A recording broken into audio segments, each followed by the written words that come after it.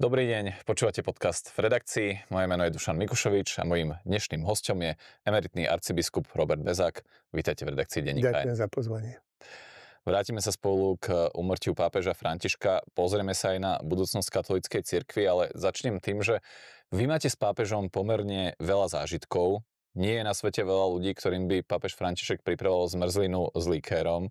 Rozhodne nie je veľa ľudí, ktorým by napísal kondolenčný list k úmrtiu v rodine. Stretli ste sa spolu v roku 2021 v Šaštine, kde ste boli na omši pre veriacich. Aký bol? Ja, aby som to dal tak na pravú mieru, najprv som bol taký sklamaný z neho, sa vám priznám, lebo po tej situácii, ktorá mi nastala po tom odvolaní, on vlastne nastúpil po Benediktovi, takže už Benediktovi som sa už aj nejako nemohol dostať, ani to chcieť riešiť, ale s ním áno. A vždy v stredu býva taká všeobecná audiencia, možno ste to videli tam na tom Svetopeterskom námestí, ľudia sú pápež, teda ešte keď samozrejme za tých dávnejších čias mohol. A na konci potom prichádzajú biskupy, aby sa mohli pozdraviť s pápežom ako takí najbližší. Ľuďom len zakýva. No ale ja som tam teda využil tú možnosť a to bolo vlastne 2 roky, no v 2013 to bolo, tak nejako novembri snáď, keď už teda bol, lebo vieme, že on nastúpil v marci. Mm-hmm. Tak som tak bral, že už by som to mohol skúsiť. A vtedy som teda sa dostal k nemu aj ja medzi ostatnými biskupmi a mal som pripravený list, ktorý som mu dal, že tá moja kauza nejako není riešená, stále som vo vzduchoprázdne, nič sa jasne nepovedalo, nejaký dekret nemám o odvolaní. Jasne, že som ho zaskočil. Veď aj som si počítal troška, že on nemôže predsa vedieť, kto je Robert Bezák a čo sa v Trnave stalo. A tak ako keby takto odsunul, hovorí, musíš ísť za kardinálom Veletom. To bol kardinál, ktorý bol určený pre biskupov. Uh-huh. To reku, dobre, však pôjdem za ním a potom sa asi vrátim k pápežovi. No ale potom kardinálovi, ako som bol za ním, už nič nebolo. Okay. Tak som bol taký, ako no asi to takto skončilo, čo sa dá robiť.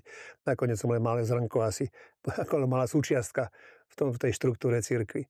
Ale potom predsa len nejakým spôsobom som sa dostal aj s kardinálom Vlkom. A tam už potom začala tá blízkosť, ako keby si ju aj uvedomil. V roku 2015, ak sa... Áno, s kardinálom Vlkom.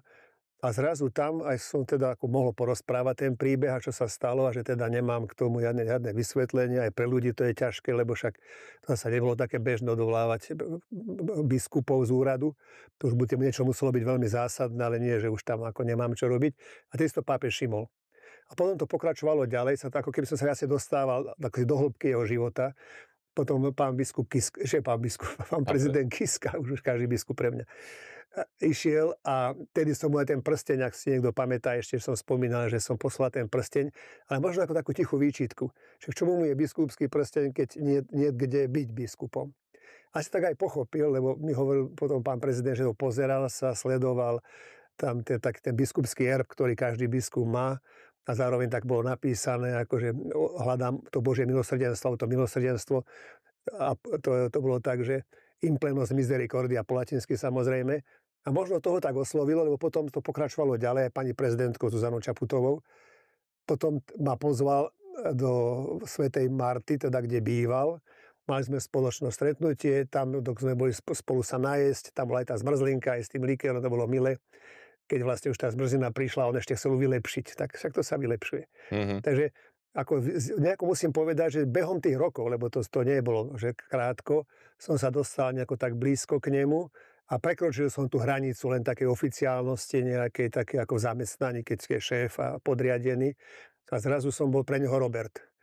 A potom, keď aj tí rodičia, ako ste spomenuli, zomrel najprv otec a najprv mama, potom mama, tak poslal dokonca aj kondolenčné listy, aj vence. Čiže to už bolo moc. Ja som stihol s ním byť aj to v Šaštíne. Čiže medzi mnou a ním sa vytvoril taký špecifický vzťah, lebo viem, že keď som aj mal narodeniny, tak dokonca mi gratuloval. No tak to už asi naozaj bolo veľa. Ja neviem, či taký pápež ešte v živote bude mojom, ktorý bude poznať aj ma po mene. Ťažko povedať. Možno je to nepravdepodobné, no ale z týchto všetkých zážitkov, ktoré ste s nimi mali, teda, že zopakujem tú otázku, že aký pre vás bol? Už tak nejako som to naznačil práve, že na začiatku sa to nedá hneď ako naozaj, čo prídem a už aj bude vedieť, o čo ide a hneď a Robert, je mi to ľúto. Ale postupne som videl, že do toho vstupoval a možno v tom videl, keď to poviem, aj takú svoju, ako také rukojemníctvo tej situácie. Lebo niečo sa stalo A teraz mnohí očakávali, troška aj ja, že to porieši. Ako keby to zasa vrátil späť a teraz to bude prešetrovať. Ale pochopil som potom aj pri ňom, že tak ďaleko jeho moc nesiaha. Jednoducho nie je možné, ako tá predstava naša, že pápež rozhodne a všetko sa rieši podľa neho. Je tam mnoho ľudí okolo neho. On nemôže robiť konkurs na kardinálov, že tak tí sa mi nepáči. A jednoducho tých ľudí, ktorých tam má, ktorí boli aj zapojení do tej akcie, povedzme, ktorá sa týkala mňa, bolo ťažko vymeniť. To, čo mi on ponúkol, bolo potom také osobné priateľstvo. Čiže nie tá administratíva, alebo tá legislatívna nejaká strana cirkvi, ale to osobné, že som takto mohol byť blízko pri ňom. Tým chcem povedať, že pre mňa, čo oslovilo, a nie je nejaká moc pápeža, ale tá ľudskosť Jorge Bergoglio. Keby prekročil tú hranicu, pochopil, že je pápežom, ale o mnoho viac aj pre mňa, keď bude normálne človekom, keď bude tým, ktorý sa so mnou bude rozprávať, ktorým bude môcť sedieť za tým istým stolom a povedzme byť na tej istej hostine. Tú ľudskosť v jeho prípade vyzdvihuje veľa ľudí. Ono pár dní po jeho odchode pomerne logicky sa teraz veľa debatuje o tom, aký odkaz zanechal veriacim a aký odkaz zanechal svetu. Vy ste povedali v jednom rozhovore, že tak trochu obrátil pyramídu cirkvi a z jej spodku spravil strechu pre veriacich, pre ostatných ľudí. Ako ste to mysleli? Cirkev má jasnú štruktúru, veľmi silne danú, keď to zoberete, že teda akože veriaci sú, to je tá spodná hranica, ako spodok pyramídy. Potom nad to sú teda tí kňazi, ktorí sú po tých farnostiach, oni vlastne tie sväté omše slúžia, krstia, sobášia, teda robia tu takúto aj administratívu, sviatosnú, musím povedať. Potom nad to sú biskupy, ešte na to sú kardináli a ešte dokonca aj kardináli mi hovoria, že ešte sú aj rímski kardináli, takže ešte viac ako tí kardináli po tých hlavných mestách. A na vrchu toho je pápež. Takže si viete predstaviť, že vlastne aj z tých dávnejších čias bolo povedané ešte vraj za Augustína, to je 4. storočie, že keď Rím rozhodol, všetko je ukončené. Čiže ten Vatikán a na vrchu pápež má ako doslova absolútnu moc. No a pápež to posunul alebo zosunul dole, keď povedal, že nie. A to sa mu aj vyčítalo potom, ako keby, že obral vlastne Vatikán o tú moc, ktorú mal v podstate a povedal, že nie. Každá tá cirkevná oblasť a ľudia, ktorí tam žijú, majú tiež právo zúčastňovať sa na správovaní cirkevných vecí. Čiže je to absolútne nová myšlienka, to musím jednoznačne povedať, lebo darmo raz, nejako tak aj naša výchova, keď som aj študoval a tá teológia v seminári, bolo, že kňaz rozhoduje. A zrazu sedíme za okrúhlym stolom a každý má právo povedať si svoj názor. Tak je to novú, rozhodne je to novú. To bola aj jeho najzásadnejšia možno reforma dovnútra cirkvi, ako ju zmenil. Veľa sa napríklad hovorí o tom, že zmenil tú štruktúru kardinálov, že veľa ich vymenoval a oveľa viac posilnil prítomnosť, oveľa viac menoval kardinálov z iných častí sveta, než bolo dovtedy zvykom. Ale že čo by podľa vás bolo, že dovnútra cirkvi tá najsilnejšia reforma? A niektorí mu to aj vyčítajú, že vlastne tí kardináli už potom sú tak rozdelení po celom svete, že sa už aj nemajú šancu poznať. Či to je dôležité, nakoniec, keď zoberieme, aj on sám vlastne prišiel z Buenos Aires, tak akým spôsobom on bol rímsky kardinál. Prišiel len vtedy, keď to bolo nejako povinné, keď teda bolo nejaké zásadné stretnutie, ale ostatný čas a ten podstatný čas žil doma. Takže toto by nemalo byť to podstatné, že on keby, že teda musí to byť z jedného miesta alebo z nejakého rovnakého priestoru sa musia poznať. A to ovplyvnenie, áno, tie zmeny určite spravil, ale berme aj to, že tá cirkev existuje už tých 2000 rokov, že tá štruktúry sú mnoho razy dané, zažité, že meniť tam niečo, ako keby že príde jeden Jorge Bergoglio z Buenos Aires, stane sa pápežom a teraz všetko otočí na ruby, to je nezmysel. Aj on je súčasťou len nejakého toho hlbokého historického, aj toho diania, aj určeného, teda aj legislatívne, kanonicky by som povedal určeného, aj morálne, aj náukovo. Čiže on by mal byť ten, do nejako tak urobiť súhrn toho a nepriniesie nejaké absolútne také posuny.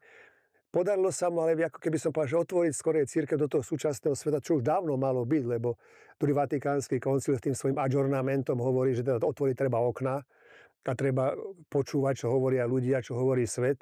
Na druhej strane aj on teda dal až také žartovne povedať, že tí duchovní, alebo tí, ktorí teda sú v tej cirkvi určení na to, že majú voňať, on povedal, že smrdeť ovcami. Čiže je to niečo, čo je nové, ale keď hovoríte o nejakom odkaze, ešte nepovedal by som, že už je jasný ten odkaz. Možno, že uvidíme, že Pochopíme neskôr? či sa bude realizovať, alebo ako to pôjde ďalej, že či potvrdia, keď naozaj, že 2/3 tých kardinálov, ako keby boli, že jeho ľudia, ale nepredstavujte si to tak, že naozaj, že sú to keby nejakí františkáni v tomto zmysle. Tak jednoducho to je tak ako určené, povedzme, aj ja som napríklad sa dostal do Trnavy a nebol som nejaký trnavský kňazom, ani kňazom od Jana Sokola. Možno preto som tak dopadol. Takže je to tiež, ako v tom by som povedal, že oni sa musia prejaviť. A vtedy uvidíme, že či naozaj ten František trafil, alebo teda z toho výberu, ktorý mal a zvolil, a do akej miery oni potvrdia, alebo umenšia, alebo posunú to nejakým iným smerom. To som aj ja zvedavý, musím vám povedať. Cirkevní analytici, ale myslím, že ste to povedali aj vy, o Františkovi hovoria, že bol pre liberálov nie dostatočne liberálny, pre konzervatívcov nie dostatočne konzervatívny. Analytik Imri Gazda na Postoji napísal, že ako by sa vlastne ani nehodil do súčasného polarizovaného sveta. To sedí? Ono to je naozaj také zás ťažké, náročné, však to aj vidíme v osobnom živote, že každému sa zapáčiť.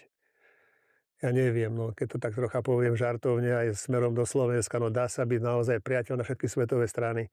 Teraz nič ako nechcem na nič upozorňovať, ale... Myslím, že už si to tam ľudia nájdu. Ale, no jednoducho, nedá sa, nemôžete byť každý za dobré, lebo niekto vám je bližší, niekto nie, niekto vám viacej rozumie, niekto menej. Aj na mojom prípade som to videl, že koľky ani ma vôbec nepoznali, ale presne vedeli, čo majú proti mne napísať. Mi to pripadalo niekedy až také smiešné, komické, že v živote som s tebou nebol a ty mi odporúčaš, ako sa mám správať. Čiže toto je to isté, no. Byť dosť liberálny, to znamená čo potom? Že sa zapáči tým liberálom. On musí byť sám sebou. A on to takto nejako vníma. Na jednej strane je pravdou, že niektoré tie jeho posuny boli také, že sa nepáčujú konzervatívcom. To je jasné, lebo ako keby to otvorenie sa, aj to, ako som povedal, že znížil tú úroveň, že každý má právo povedať, nie je to len o biskupoch a kardináloch a teda o pápežovi. Tak aj on sedel na tých stretnutiach a počúval, čo hovoria druhí. Nebolo to tak, že ja vám poviem a teda vy si to zapíšte. No a to, že akým spôsobom teraz sa to posunie celé, no ako teda, no to neviem vám povedať, že že ten stred tam je dôležitý. No ja to tak aj beriem, že dobre, mne by sa možno páčilo, keby viacej niektoré veci boli ako potvrdené, vysvetlené, lebo niektoré veci len začal. To je pravda, že povedal napríklad, že môžu tí, ktorí sú rozvedení, pristupovať aj k sviatostiam, čo nebolo také jednoduché. Tí, ktorí žijú v partnerskom vzťahu, teda homosexuálnom, že môžu sať požehnanie. Ale to ešte nie rozpracované, by som povedal, že čo s tým? To je ako keby som povedal, že môžete to spraviť, to ale nejaký manuál k tomu chýba nejakým spôsobom, ako ďaleko môže zájsť, čo to znamená, že žijú spolu. On hovoril takisto o ženách, že by v tej cirkvi mali mať väčšie zastúpenie, dokonca sa svojho času spomínalo, že by mohli mať aj nižšie svetenia, ako keby, no nie, že by boli kňažky, ale že by mohli mať už predsa len nejakú vážnejšiu úlohu. O tom sa rozprávalo a ďalej sa už potom ako niečo sa začalo.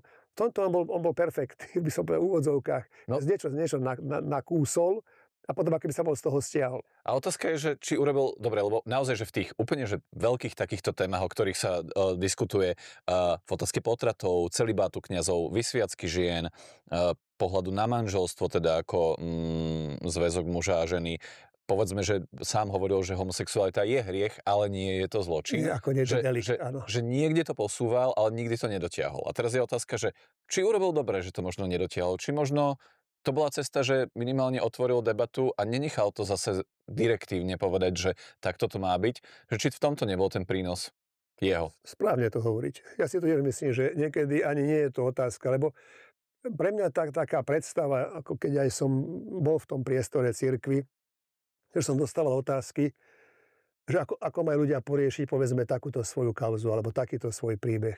Ja hovorím, povedzte, že čo ste už vyriešili v živote? No nič. No takto to aj berte, že vždy to bude nejakým spôsobom prekvapivé. Ako vyriešiť, povedzme, manželský vzťah by bol dokonalý. Čo to znamená? Že už nebudete musieť o tom pracovať na tom zajtra, pozajtra, veď to je stále niečo, čo rastie, niečo, čo vás aj prekvapí. Čiže ja si myslím, že aj pápež v tomto je, ako keby bol taký, že má rád tie dišputy. Že teda niečo ako keby hodil do placu. Možno to bola aj taká, by som povedal, taká dobrá zlomyselnosť v tomto zmysle, že on to nechcel poriešiť, ani nemal ako koniec koncov, však to sa není také, že ja keď vám niečo poviem, už aj viem, ako to bude pokračovať. Ale čo na to poviete? Čo to vzbudí? A mnohí sa toho tak chytili, ako keby hneď už to bol heretík a už áno, že už ide cirkev zničiť a však nakoniec mnohé tie vyjadrenia aj teraz po smrti sú také až nedôstojné na jeho adresu, že to keby satanov privrženec alebo nejaký heretík a dobre sa stalo a niečo podobné, takže to je také nešťastné, ale ja v tom vidím práve takúto, čo nie je zlá vec, lebo ja ako moralista chápem, že mnohým otázkam treba vedieť aj hľadať riešenie. Ja som mal takú diskusiu, povedzme, s homosexuálmi a bol som úprimne zvedavý na ich vyjadrenia, že prečo? Prečo to je pre nich dôležité? Lebo ja to sám neprídem. Mne tá otázka, teda aj to prežívanie, aj ten pohľad, že ako keby mi boli osvetlili, že čo to znamená. A ja v tomto vidím ten pápežov prínos, že nadhodil problém, niektorých to vystrašilo, alebo ako by povedali, že to sa nepatrí. Ale prečo by sa nepatrilo? Však to ešte neznamená, keď sa vás na to opýtam, že hneď už teda ideme neviem, riešiť ten príbeh. A také moja odpoveď je, že na tom nedokonalom svete dokonalé odpovede nikdy nebudú. Ako sa k týmto jeho postojom, ktoré povedzme neboli dotiahnuté do konca, ale bol tam veľký náznak istých posunov alebo tolerancie k témam, ktoré sú citlivé, a to neboli len LGBT ľudia, homosexuáli, ale povedzme aj migranti. Ďalšie, áno. To bola jeho veľká téma, napríklad tá otázka migrácie. Ako sa k tomu stávala katolícka cirkev? Stotožnila sa s ním formálne, ale vlastne nechcela v skutočnosti ísť do hĺbky, alebo sa to nedá možno generalizovať a vždy bol ten, ako keby aj tu nájdeme, že rozdielnosť prístupov. Rozdielnosť prístupov, samozrejme. Napríklad u nás tá atmosféra, viete, bola ako, že my migrantov nepríjmeme. A tak cirkev sa k tomu nevyjadrovala, naša Slovenska napríklad. Nepovedala, že ale pápež to chce, tak teda zmeňme, alebo teda buďme otvorenejší. Hľadajme spôsoby. Vôbec som to dnes nezachytil nikde, že by sme aj my boli povedali tak dobre, no ale my sme súčasťou cirkvi katolíckej, ktorá hovorí o potrebe pomoci migrantom. Tak to teraz aj s tou Ukrajinou, dajme tomu to isté, tak tí Ukrajinci, ktorí sú tu, ale ako taký silný hlas cirkvi, že treba im pomôcť, lebo naozaj tam je vojna, oni potrebujú žiť a museli ujsť, aby tam nezahynuli. Tak ako keby tá politické ten diskurs prevládal, že jednoducho to vyjadrenie také, ako keby si za to mohli sami, také nešťastné. Čiže bral by som to od miesta k miestu, ako hovoríte naozaj, že boli teda krajiny, keď som to sledoval, aj do Talianska sa valili vlastne tí migranti, že mala talianská vláda s tým až problémy. Takže tam niekedy to pápežu aj vyčítali, že ako to môžeš takto rozprávať, že my nevládzeme s tým pohnúť. On ako keby hovoril len tak absolútne, že keď sú migranti, treba sa o nich postarať. Ale to praktické a pragmatické, a ako a kde a čo spraviť a kto každý je ten migrantom, treba to vedieť aj rozlíšiť. Mohli som tam vidieť, že tam boli 18-19 roční chlapci, ktorí jednoducho ako keby len potrebovali ujsť tej svojej krajiny. Takže to neboli takí, ktorí by fakt boli v nejakej biede. Že to rozlíšenie už pápež nerobil. Čiže toto mohlo by spôsobiť, že ako ja som to tak nejako tiež vnímal, že ako niekedy sa nám dobre hovorí, ako treba pomáhať, keď to majú robiť druhý. No, ale na druhej strane aj to môžem povedať, že tá cirkev sa o to usilovala v tej miere, ako to dokázala. A nakoniec aj u nás to tak bolo, že mnohí, čo som aj ja poznal, kňazov na východe, prijali dokonca aj ukrajinské rodiny a pomáhali im, rozdelili ich. Takže asi to treba veľmi tak, by som povedal, tak opatrne brať, že pápež to, čo robí vo všeobecnosti, sú také tie absolútne rozhodnutia. Niekomu sa môže zdať, že sa ti dobre hovorí, pravda, ako že nie je mier na Ukrajine a nič viacej. No a však vieme, že ten mier je nejakým spôsobom určený. Kto koho napadol, akým spôsobom sa dá z toho to ukončiť. To nie je len, že mier a hotovo, ako vyvesím bielu zástavu a už nie je, čo je. Že v tomto treba tiež pochopiť, že on nerieši tie jednotlivosti. Ale ako keby hovoril o princípoch. No, ale to by si mali uvedomiť aj tí, ktorí tie princípy porušujú. No, to by som asi ostal na tom, že keď aj hovorí o miery, nie je to o tom, aby sa Ukrajinci vzdali, ale aby Rusi prestali útočiť na nich. Mm-hmm. To miesto katolíckej cirkvi ste tak pomerne diplomaticky, slovenskej katolíckej cirkvi pomerne diplomaticky prešli. Ja rozumiem, že sa to možno nedá generalizovať, ale aký bol vzťah k slovenskej katolíckej cirkvi a pápeža Františka? Ja som to už desi spomenul, že my ešte zatiaľ stále máme ten problém, že tá generácia aj moja, aj tých mojich kolegov, ktorí sú v rade, ešte vyrasli za tých starých čias ateisticko-socialistických, Čiže my sme ako keby takí pripravení bojovať za tú cirkev, my sa cítime byť v defenzíve. Ja keď niekedy aj počujem, pravda, ako víťazí to progresívne a to liberálne, to je taká odozva pre mňa toho minulého, ako keby sme mali stále mať strach, lebo teda niekto príde a zobere nám to a ublíži nám. My sme zabudli na to, že cirkev mala byť pozitívna. Že to, či ľudí môžeme pritiahnuť, nie je, že pozor, je tu zlý svet, zlý západ, sekulárny svet, sekulárny západ, liberálna a woke a neviem, čo ešte sa spomína, ale že my to, čo žijeme, je tak zaujímavé, že ako ja nebudem sledovať, že čo kto, ako sa oblieka, lebo mne to moje stačí, ako ja som s tým spokojný. A toto mi tak chýba, že ten strach, ktorý tak nejako cítim, ktorý sa tak nejako napasúva, že alebo aj na ten politický diskurs, že ten zlý západ, pravda, zlý Brusel, alebo ako je to počúvam, ale na druhej strane musím povedať, že aké sme zabudli, že my sme dostali také možnosti slobodné, cirkev ako taká. Ja svojho času, keď napríklad som bol aj v armáde, tak ma tajní sledovali, čo robím. Dnes v armáde sú kňazi. Dnes môžu existovať rehole. Dokonca vieme, v Bratislave je nemocnica, ktorú má cirkev, teda milostredných bratov. Jednoducho sú semináre, teda teologické fakulty, kto chce, môže ich študovať už teda, či sú chlapci alebo nie, ale žiadna kontrola v tom nie je, ako za mojich čias bolo dovolené, koľko môžu študovať. Čiže my sa z toho netešili. My stále vidím tú hrozbu. A to sa mi nepáči na tom, že tá slovenská cirkev je stále ako taká vystrašená, keď to poviem. A pápež tak to aj cítil. On mi to aj povedal jednoducho, že no nič sa nedá robiť, tá vaša cirkev takej mala stále strach, že niekto po nej siahne, niekto jej ublíži a treba si dávať pozor pred tým zlým ostatným svetom, že nejako z tohoto musíme výjsť, ja len chcem dúfať, že povedzme tí noví biskupy, ktorí prichádzajú, lebo tá generácia tých mojich už končí. Naozaj za malú chvíľu budú vystriedaní, teda ukončia svoj mandát tí, ktorí sú a prídu noví. Ja vidím takú ako nádej, pravda, napríklad Marek Forgáč, to je pomocný biskup Košický, teraz píšel biskup Spišský, Trstenský a ďalší, že to by mohla byť taký posun, že už konečne už prestaneme mať ten strach a spájať sa s tými, ktorí pozerajú kde si spoza hranice, že odtiaľ prichádza zlo. Veľká časť slovenskej politickej reprezentácie vrátane vládnych politikov reagovala na pápežov odchod s úctou, pietou. Trošku inak to už bolo pri médiách, do ktorých oni radi chodia.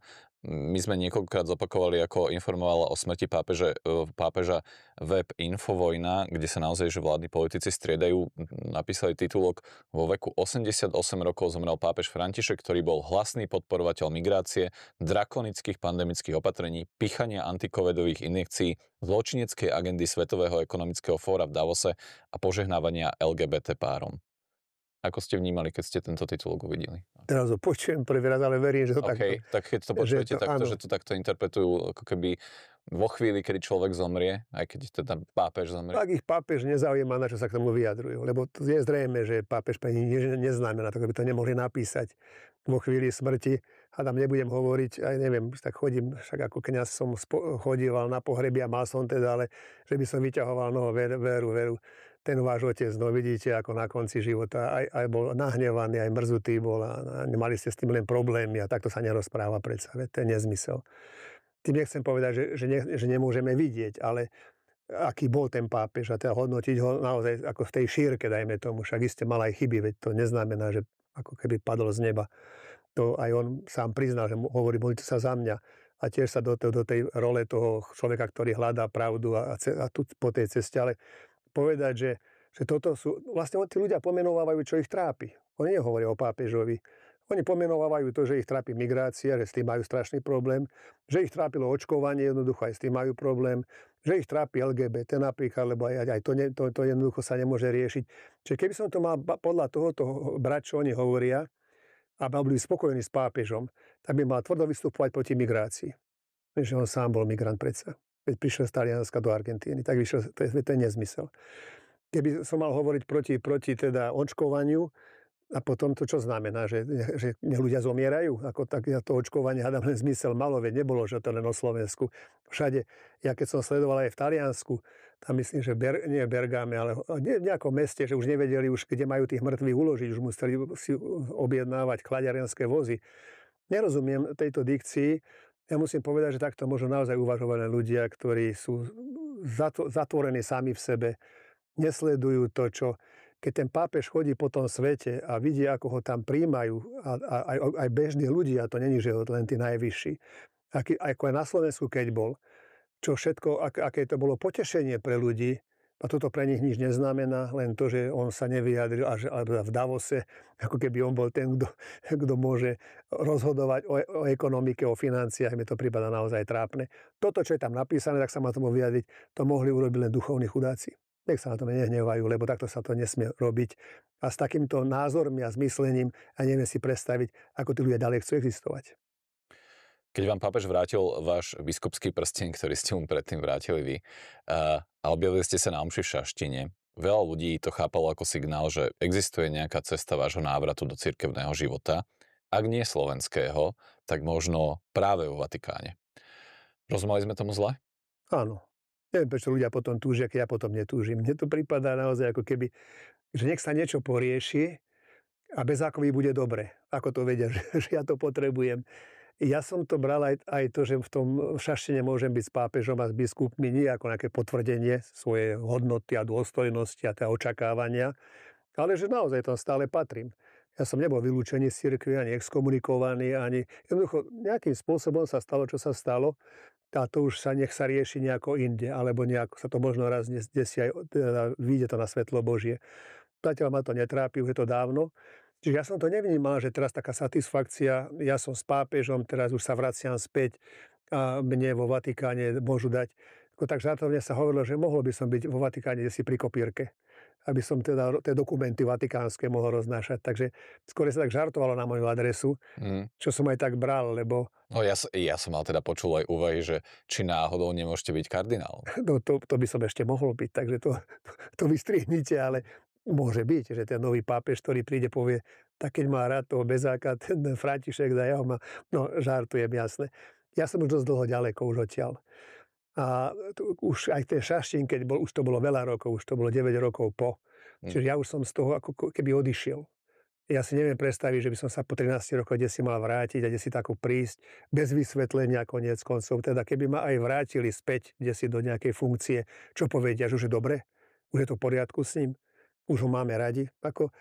Ja osobne to prežívam možno mnoho v tomto zmysle mnoho hlbšie, že ja už ako nevnímam, že v tom mojom živote musí prísť taká satisfakcia, že teraz budem sa usmievať na Slovensko z Vatikánu a budem hovoriť ako keby nástupca kardinála Tomka kdesi, že teraz som tu, ja nie. Mne to už nehrozí jednoducho. Neviem si absolútne predstaviť situáciu, ktorá by toto umožnila mne, teda, že by toto poriešila. A ja si myslím, že pápež to tiež poriešil len tým, keď to poviem tak žartovne, že som mohol jesť tú zmrzlinu s ním, s likérom. Po Františkovom pohrebe nás čaká konklave, voľba nového pápeža. Už teraz sa zostavujú menoslovy kandidátov a favoritov. Aj povedzme, že médiá, ktoré sú zasvetenejšie do cirkevných vecí, špekulujú. A samozrejme aj sekulárne médiá alebo liberálne médiá špekulujú o tom, kto by mohol byť nový pápež. Priťahuje nás to aj mediálne bez ohľadu na to, že či sme veriaci alebo neveriaci. Áno. S akými očakávaniami sa na voľbu pozeráte vy? To je taká otázka, taká ako keby prorocká, že do budúcna, že čo môže byť. Ja by som chcel dúfať, keď to poviem o mnoho širšie, bezmenne, že to pokračovanie Františkovej mentality, jeho vízie bude pokračovať, aj keď to nemusí byť samozrejme takisto silné a takisto, ako keby som povedal, že teda pokračujúce v tých istých líniách, ale predsa len kto príde, a nám to už nezvráti. A bude tá možnosť, pravda, toho spoločného prežívania viery. Kto by mohol s tým kandidátom byť? No, hovorí sa, ako som spomenul, že teda tým, že on má 2/3 tých kardinálov, že už boli vlastne jeho. Ale že problém je, že sú rozluštení po svete, že sa nepoznajú.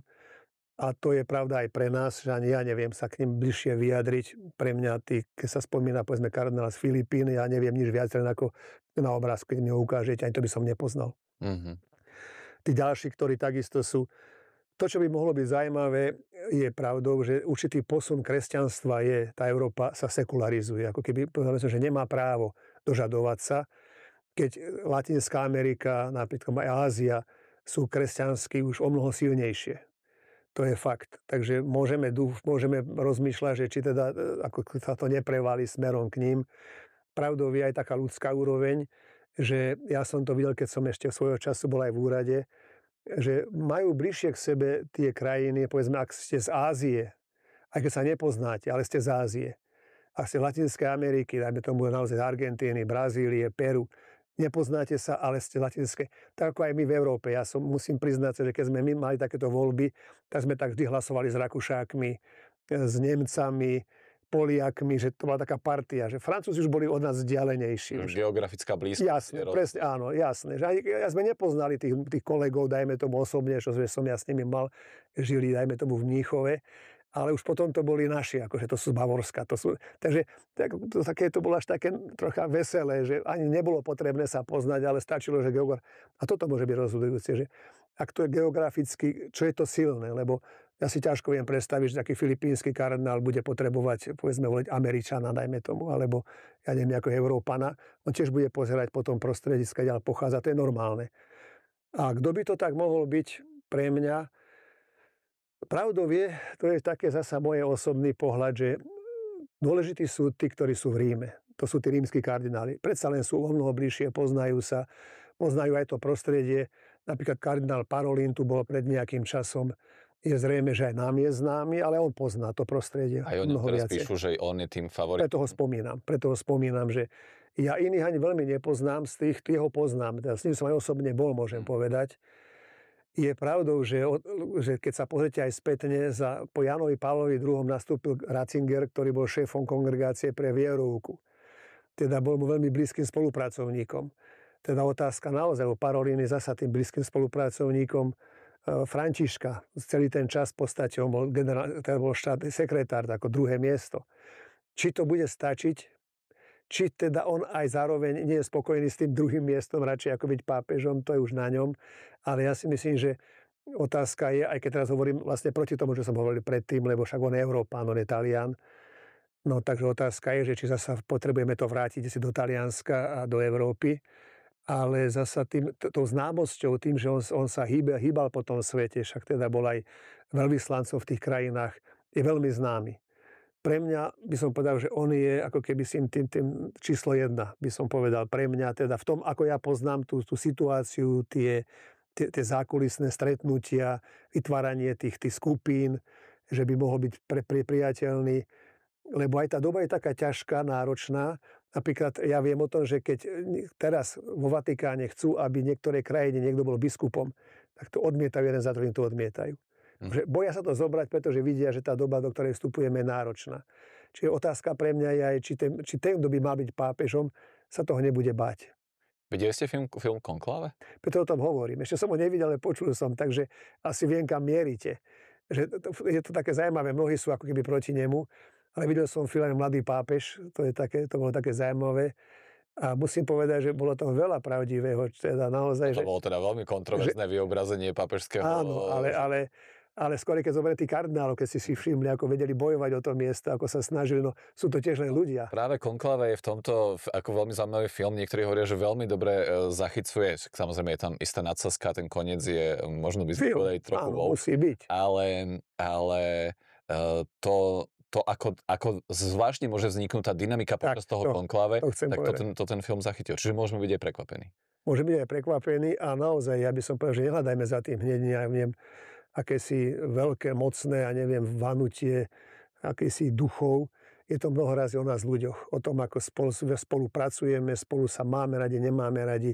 Jednoducho naozaj tam je veľa takých. Na druhej strane to, čo mne je jasné, však keď zoberieme aj teda pápeža Františka, ako Bergoglio došiel, to je také zaujímavé, že on má 76 rokov, už v podstate už bol mimo hry, čo sa týkalo Buenos Aires. Jednoducho taký cirkevný predpis je, že v tomto veku už musí dať demisiu, že koniec, stačilo.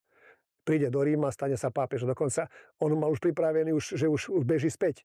A zrazu mu povedia, že no ale vyhral si, stal si sa pápežom. Čiže je tam niečo také, čo by som povedal, že nepredvídateľné. My to, čo hovoríme, je taká naša snaha také sociológie a takého hľadania a nejakého dôvodu. Ale musíme byť pripravení aj na nejaké prekvapenie. Nakoniec pre mňa by som povedal, že takým najväčším prekvapením u Františkovi bolo, že zomrel v pondelok. keď to zoberiem, že ako mu to vyšlo, že ešte však už musel byť unavený, vyčerpaný, napriek tomu sa nechá doviesť na ten balkón, to požehnanie, ktoré ešte dokáže dať, odvezú ho tým vozíkom a druhý deň... Trochu to vyzeralo, ako keby chcel dokončiť. To chcem povedať, že niečo tam je také, čo nás presahuje, že čo nedokážeme. Povedali by sme nedeľu na obed, že pondelok ráno budeme rozprávať o mŕtvom pápežovi. Čiže toto je tiež také, čo by som tak prihodil, že hovoríme, snažíme sa nájsť, ja spomínam teda, že kto by mohol byť tým pápežom, ale môže to byť také ešte zaujímavejšie v tom, čo bude, ako to, na čo my prídeme tejto chvíli. Žiadny slovenský kardinál sa ešte konklave nezúčastnil, to platilo aj pre Jana Chryzostoma Korca, aj pre kardinála Tomka, neboli tam, čiže nemáme tu priamu skúsenosť s tým priebehom voľby, v zmysle nemá tu skúsenosť Slovenská katolícka cirkev. Napriek tomu, ako ju podľa vás ovplyvní toto konklave? Bolo by dobre, keby ten kardinál bol naozaj... Ja teda troška nahliadnem dovnútra, že tí naši kardináli, kardinál Tomko, bol rímskym kardinálom, teda on na Slovensku nemal to miesto, teda to určenie, ako mal kardinál Korec pre Nitru. Aj keď Nitra nebola kardinálske miesto, skôr by to bola Bratislava alebo Trnava, ale ako keby som povedal, že on to dostal ako za zásluh, za vlastne ten disidentský život tiež svoj, aj nitriansky biskup a potom kardinál. Pravdou ale je, a teraz budem taký zlomyselný, lebo prezradím niečo, čo by som asi ani nemusel, že možno to bol problém práve tých našich kardinálov, že ako keby zamedzili prípravu ďalšieho kardinála. Kardinál Tomko totiž povedal, pokiaľ ja žijem, nový kardinál není treba pre Slovensko, však ja som kardinál. No, ale možno, že bolo treba sa potom o to pričeniť, že ja tu raz nebudem a teda určiť niekoho, kto by ním mohol byť. Lebo zatiaľ to tak, ja môžem povedať, že je to dobre, keby Slovensko malo kardinála, lebo aj keď má biskupov, arcibiskupov, ale kardinál, ten je práve na tom stretnutí, dajme tomu aj teraz, na tom konkláve kardinála by sme potrebovali, aby sme boli vyrovnaní, povedzme, aj s Čechmi, dajme tomu, aj keď Češi tiež nemajú teraz toho aktívneho kardinála, lebo v Prahe by mal byť, no ale Graubner kardinálom nie je. Ale predsa Praha, povedzme, že je kardinálske miesto. Budapešť takisto, tam je práve Erdo, o ktorom sa tiež hovorí, že možno. Ja som sa s ním stretol, poviem otvorene, nebol by som rád. Prečo? A som ho mal možnosť poznať. Je príliš diplomatický pre mňa. Diplomatický. Čo som čítal profily, tak ho aj vnímajú ako konzervatívnejšieho aj v tých niektorých otázkach. Nie, to nie je konzervatívnosť, to je diplomacia. Jednoducho. Aj pri tom Orbánovi musí vedieť, ako sa treba správať. Budem zlomyselný v tom, nie preto, že by som bol proti Maďarsku a Maďarovi. Čiže menej autentický? Je možno až príliš. Áno, áno. On sa hovorí, že narodil so striebornou lyžičkou v ústach. A ja myslím, že on si to je vedomý toho, že ja keď som tam teda bol a jazykovo je veľmi, veľmi vybavený jednoducho a to vidíte, že on to dá najavo jednoducho, že ja som Erdo, ja som kardinál, a je tam už dlhý čas samozrejme, tá Budapešť je, a on teda tiež aj v tej cirkvi také významné miesto má. Bojím sa, že by to bolo skôr ani nie, ako že som tým kardinálom, ktorý chce cirkvi pomôcť, ale som rád, že som sa stal tým pápežom. Teraz som veľmi osobný. Neviem, či to budú počúvať v Budapešti, ale nech to má, lebo ja som za ním bol, ani prstom nepohol pre moju situáciu. Ja nechcem povedať, že to mohol poriešiť, ale jednoducho ako keby odsunul to na bok, že jeho to netrápi. Myslím, že týmto rozhovorom mu asi neuškodíme v tej... Nie, neuškodíme. My si ho nebudú vo Vatikáne preklať. Hoci sa musím priznať, to je zaujímavé, že všetky tieto rozhovory, ktoré hovorím, niekto to sťahuje a prekladá do taliančiny a posiela to do Vatikánu. Takže ja keď ako hovoríte, že by som niečím mohol byť, asi si to kazím teraz, lebo keď zistia, že hovorím takto to hovorím dokonca aj proti kardinálovi Erdem, tak asi som moc tým nezískal. Ale je to tak. Vrátim sa k tej otázke teda poslednej. Ako by to konkláve, nie možno ako ovplyvní slovenskú katolícku cirkev, ale ako by ju malo ovplyvniť? V každom prípade áno. Zasa nemôžem povedať, že pre nás napríklad František, že by sme boli tí prví, ktorí sa ním stoja. Možno sme boli až ďaleko v tom zástupe. Tiež možno taký ako prekvapený, že čo to vlastne od nás chce. Môžem povedať, že na niektoré tie jeho akcie a tie výzvy sme reagovali až post factum, dosť neskoro. Nebolo to hneď také, to musím priznať aj tu na Slovensku, že by sme to boli tak rýchlo osvojili. A sme takí, no ako hovorí mi jeden primátor, my sme takí konzervatívni, ako keby to bolo potešenie. Na druhej strane dobre. Ale Tá otázka, ako bola, vidíte, už som tak sa zamotal už teraz. Akoby Slovenskú katolícku cirkev to konkláve. Áno, konkláve. No, však som to vlastne aj povedal. Záleží na tom, kto to bude. Náš možno slovenský problém je, že sa veľmi prispôsobujeme. Ako keby sme niekedy nemali vlastnú identitu. Ako keby sme teda čakali, že čo sa od nás očakáva. Prišiel František, očakávalo sa, tak sme to potom aj tak poriešili a sme sa tak napojili potom na tú jeho mentalitu a na ten jeho spôsob. Ten, kto príde nový, no dúfajme, že to bude v tej línii Františka, že to nám pomôže. Ak by to bol niekto konzervatívnejší, možno by to bolo pre niektorých zasa, že také vydýchnutie, že chvála Bohu sa vrátime do toho, čo už tu poznáme, lebo my ako Slovensko sme tradičná kresťanská krajina. Čo sa mi tak celkom nepáči, lebo čo to znamená tradičná kresťanská krajina, že žijeme nejakú konfesiu. Že jednoducho, že aj teraz, keď tak to počúvam, ako zasa také nebezpečné to prepojenie sa zasa s nejakým tým svetským, politickým spektrom, že ideme budovať nejaké tradície. Žijeme nie z pohľadu dozadu, nedá sa kráčať, že sa stále obzeráte, alebo že sa len musíme pozerať dopredu. Čiže toto by som nechcel. A verím tomu, chcem tomu veriť, a na základe aj toho, že prichádza už aj nová generácia, aj mladých ľudí, nehovorím o neobiskupu, aj mladých ľudí, ktorí tú cirkev chcú vidieť takú otvorenejšiu a odvážnu a smelú. Páči sa mi vyjadrenie jedného rakúskeho psychiatra, Viktor Frankl sa volá, ktorý hovorí, že byť tolerantný znamená vedieť vypočuť názor toho druhého. To je dnešná doba. Ale byť tolerantný neznamená, že nechá sa riadiť názorom toho druhého. A ja myslím, že toto je, čo by sa cirkev mala naučiť a čo František ponúkol. Tá tolerancia naozaj znamená byť otvorený, nikoho neodsudzovať, neodmietať. On mnohé veci tiež nedoriešil, ale prijímal tých ľudí, chcel byť s nimi. A to niekedy je naozaj veľmi zásadné. Tak ak by sa to cirkvi podarilo, že nebude si riešiť ľudí, že ty si náš, ty nie si náš, a že bude sa snažiť hľadať ten spôsob, vypočuť a byť otvorená, by som povedal, že s dobrým srdcom, s tým milosrdenstvom, ako som to videl u Františka, to by mi stačilo. Čiže byť odvážnou, nevystrašenou. Áno, presne. A to ste veľmi dobre povedali. To by bolo byť motto, že slovenskej cirkvi, že buďme odvážni a nebojme sa. Tak nakoniec aj Ján Pavol II to povedal, keď tu bolo, nebojte sa. No my nesmieme žiť z toho strachu, ako nám ten zlý západ ide poškodiť a pritom máme ruku natiahnutú aj cirkevne, aby nám pomáhali. Lebo koľko tých kostolov a koľko tých aj nemocníc a ustanovizní, aj reholných nám vlastne pomohli z peňazí nemeckých, holandských, belgických, francúzskych. Čiže vážme si to jednoducho. Vraví emeritný arcibiskup Robert Bezák. Ďakujem, že ste boli v A ja ďakujem, že som mohol sa takto vyjadriť. Moje meno je Dušan Mikušovič a teším sa zase na budúce.